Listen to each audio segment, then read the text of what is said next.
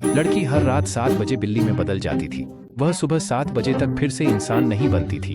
अपने बॉस की सेक्रेटरी होने के नाते लड़की को अक्सर ओवरटाइम काम करना पड़ता था। जैसे ही समय शाम के 7 बजे के करीब आया, लड़की जल्दी जल्दी अपने बॉस को पीछे छोड़ते हुए घर भागी, लेकिन बिल्ली बनने के बाद वह घर में प्रवेश नहीं कर सकी। लड़की सोचने लगी कि क्या उसे इस्तीफा दे देना चाहिए। फिर उसे अपनी दादी की बात याद आई कि बिल्ली बनने का श्राप तोड़ने के लिए उसे उस आदमी को चूमना होगा जिससे उसने सबसे पहले बातचीत की थी, और वह आदमी उसका बॉस ही था। एक दिन जब लड़की ऑफिस में प्रेसिडेंट को रिपोर्ट देने गई तो उसने उसे सोते हुए पाया। अच्छा मौका देख वह चुपके से प्रेसिडेंट की ओर झुकी और चूमते वक्त पकड़ी गई। लड़की ने तुरंत कहा कि वह उन्हें जगा रही थी। प्रेसिडेंट को यकीन नहीं हुआ।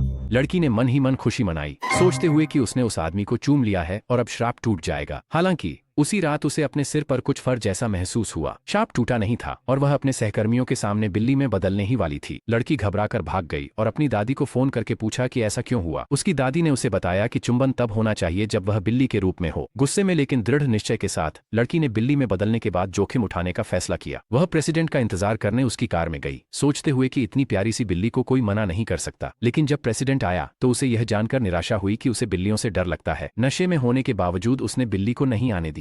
उसे समझ नहीं आया क्या करे, तभी 2 हाथों ने उसे उठा लिया।